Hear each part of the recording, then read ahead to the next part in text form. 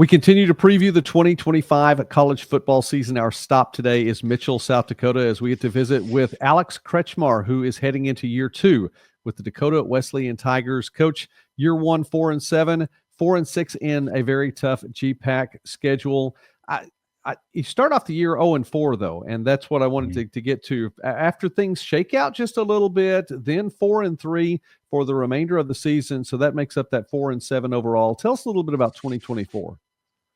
Well, it was for myself. It was a lot of learning. It was a lot of I had been fortunate enough to be a coordinator, as a offensive coordinator, special teams coordinator, position coach, and then was afforded the opportunity to be the head coach, and it was a lot of stuff. I always joked with Coach Simple, my predecessor, like it seems like it's maybe not till year 2 or year 3 where you're truly ready to become a head coach, and it was little bit of I did my best to prepare and do everything that we need to. Like we have a great staff, great kids. We had a great good group of kids last year, and it was just one of those things that there's stuff you don't know what you don't know, and and I got to give a lot of credit to first and foremost the players, from whether they're freshmen or seniors, then our captains and our upperclassmen leadership. They said, all right, hey, we had a rough start, but they came to work every single day wanting to figure out, all right, how can we get this thing going the right direction? And to their credit, we kept kind of pushing, and we were that fourth week or fourth game, we were really close. Even on our second game of the year against the rival in Mount Marty, we were close. We lost a heartbreaker, and but ultimately both those teams made more plays than we did, and so it was kind of all right, back to the drawing board, back to getting back to work and everything. And the guys did a great job of saying, hey, I'm going to show up every single day and compete. So it was, and to their credit, that's what they did, and I'm very grateful for them to them for that. Well, and I appreciate credit where credit's due on that, Coach. That's a big deal.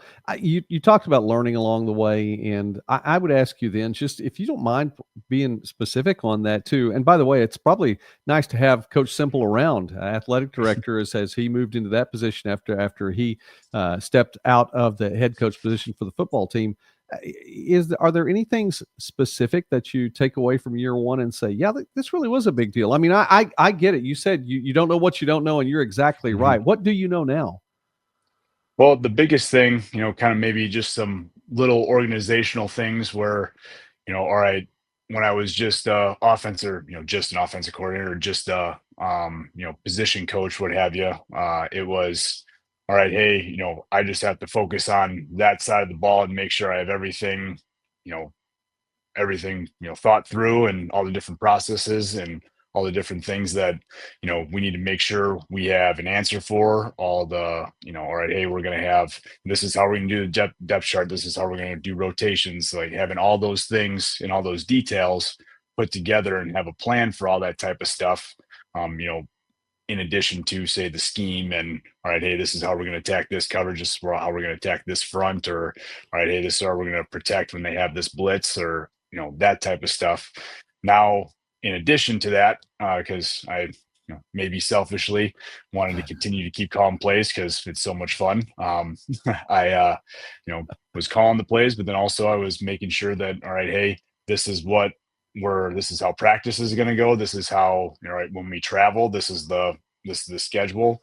All right, these are the this is the jersey combination we're going to wear. It was all those things that I didn't have to worry about in previous years that the head coach has to have a plan for. And the kind of heavy lies the crown, or sitting in the big chair, like it's the double-edged sword of, all right, it's yours and you get to make it how you want, but also at the same time you have to everybody's going to come to you with a question that if they're not sure, or if you weren't clear on, all right, this is the expectation that I have, or this is how I want it done, or I wasn't clear enough on that, they're going to come back to you. And so it's kind of just getting used to navigating that, and going through obviously the summer, fall camp, and then as we went through the season. But again, gave a lot of credit to the players, and the captains that we had, and the upperclassmen. I mean, and also our freshmen, sophomores, juniors, all of them. But then a lot of credit to the staff here, the assistants. I definitely couldn't have done it without them. I would have been, you know, you know down in a boat without a paddle, kind of, so to speak. I guess Right. it would have been if I didn't have. We're I consider myself very lucky that we have some awesome assistants and guys that really care about, being the best coach they can be. They care about the players. They care about what we're trying to do here in the broader sense. I understand. Coach, you're talking about players, and there are going to be players showing up here pretty quickly. I mean, it's Mhm. I'm sure it's been a busy summer already, but it's about to get even more so as the month of July is really getting to full swing. Tell us what's happening right Mhm. now. Yep. So during the summer, we'll have a good amount of our returners that decide, all right, hey, I'm gonna make the sacrifice to live in town, find a job in town, pay rent at an apartment or a house or whatnot, or living on campus, um, and finding a job so that they can work out with our strength coaches in the mornings. So they've been doing that all summer, and then there are some of our players that for whatever reason either they got to go back home and work on the family farm, or they got a really good internship back home that just they have to go back there. They had their workout plan that they've been doing all summer as well, getting themselves ready. So that's kind of been the summer, but then we're lucky that our school has been able to set up this program. We're at kind of after the 4th of July, that first week after the 4th of July. It's not mandatory, but we give the option to the freshmen, the incoming freshmen, the new players, to move onto campus to take a class. It's a summer class type deal. Fulfills one of their gen eds, and then we get to they get to work out with our strength coaches, kind of get onboarded there, and then we do a lot of different volunteer opportunities with them. Like we have a rodeo in town next week, and we as a football team we work the concessions. So it's kind of a chance for them to some team bonding, get a chance to know their classmates, Mhm. their fellow freshmen, but then also they get a chance to meet some of our returning players and get the I know I wish I as much as I wanted to wait until the very last day before I was going to camp in beginning of August when I was a freshman in college. That would have made my anxiety level go way down if I would have kind of had a Yeah. little bit more Yeah. lay of the land kind of deal. And it's a chance for them to kind of have a like little basic understanding of what it actually means to be a college football player. So they once we do hit fall camp and once we do start the season, they have a little bit more, they have a little bit better footing. One coach that I used to work for, he always used to talk to recruits and their families and say like the hard thing about football for incoming freshmen is that all right, you're going from high school football to college football, and then you're going from high school academics to college academics. And with football players, it happens at the same time. It's not like you're a basketball player where you get to maybe start some classes for a few weeks and then get a little lay of the land there. And then now you start doing your workouts, and then the season starts, end of October, early November, that type of stuff. With the incoming football freshmen, they they hit the ground running on all cylinders. That's for sure. Yeah, absolutely. Well, that is a great opportunity, Coach. That's nice to hear that you all have that there, and a fun time too. I'm sure it helps to Mhm. alleviate, as you said, some of that Yeah. anxiety. We're visiting now with Coach Alex Kretzschmar from Dakota Wesleyan here on Midwest Sportsnet, and I encourage you, please take the time to like this video and subscribe to the channel. We talk about small college sports and more throughout the Midwest and beyond. Coach, we go from freshmen to a lot of upperclassmen and names that I want to mention on both sides of the ball. Let's start with the offensive side. Kobe Kaiser comes back, a senior running back, had nearly 1,000 yards rushing for you last year, 8 rushing touchdowns, can catch the ball out of the backfield. And another Mhm. person can catch the ball well for you, Cole Holden. Did a good job, 7 receiving touchdowns last year. That led the team. Talk a little bit about your offense. I talked about a couple of skill positions coming back with upperclassmen. Tell us about the rest of the offense. The biggest thing with our offense is, as a staff, offensive staff primarily, the biggest thing we look at every single year is like, all right, hey, what do our guys do well? And then let's try and tailor the offensive scheme to that. I mean, we're going to have our base plays, like things that we, do every single year. But if there's a certain play that I love, or one of our other assistants love, but our guys they're not very good at it. There's no use in, because it's not their skill set, whatever it is. There's no use in trying to force that play. So every year we kind of take a look at what our skill set is, and then we try to tailor the offense with kind of around the base of what we do. Kobe Kaiser and Cole Holden are definitely guys that we're excited about returning. Cole was GPAC All Conference honorable mention last year. Kobe came on strong at the end of the season, getting in the end zone, I think 4 times against one of our later opponents. So he kind of put himself in a position to, I want to say it was second team all conference that he got. So I mean, it's always great when you have returning all conference players. We feel pretty good about some of our younger guys that played some significant reps last year at the skill positions, and O-line, we graduated some starters. So we're excited about some of the guys that they've had some really good spring practices, really good spring ball that we're really excited about. And so it's just going to be a matter of, what we told the whole team is like, all right, hey, this is your team, and we're going to make next season like what you want it to be. And that's going to, what you decide to do on a day-to-day basis is what's going to determine what this season's going to be. And we're really excited about the offense and some of those guys that are kind of moving into those positions where they're getting more playing time, have like higher reps, maybe in that starting position where maybe last year they were in a backup role. But I think we have quarterback competition right now, replacing Carter Robinson, who was a grad transfer for us last year, did a great job. But we got a good kind of crew of quarterbacks that they're competing. They competed all throughout the spring. They've been doing a good job this summer, and so we're excited about to see kind of what this year is going to hold as far as, or what this offense is going to look like. And but it's always, like I said, it's always nice to have 2 returning all conference guys, and Cole Holden and Kobe Kaiser. I know we're going to know a little bit more about that in a few weeks. Middle of July, I know it's a tough time to talk about some of those, but I want to make sure that we get a chance to visit with you anyway around defense. Okay, I don't always throw out this many names, but I mean, we're talking about all levels of your defense. You have seniors and upperclassmen coming back, linebacker core, Joseph Van Overshield, a Mitchell boy too. So you get able to keep someone, a hometown boy there. Grayson Hansen, returning captain as well. Yes. He was a captain last year.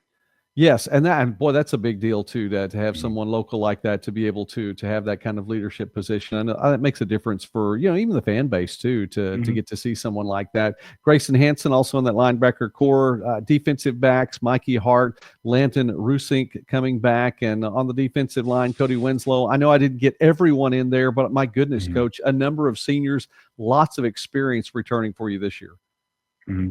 Yep, this class, it was our 2022 recruiting class. A lot of really good players in this class, and a lot of guys that there's always some attrition in every recruiting class, but those guys that you've mentioned, the 2 on offense, and those guys that you mentioned, there are others too that have done a great job of developing from the time they stepped on campus to now, and really put themselves in a position to go out there and compete against some of the best players in the country at our level.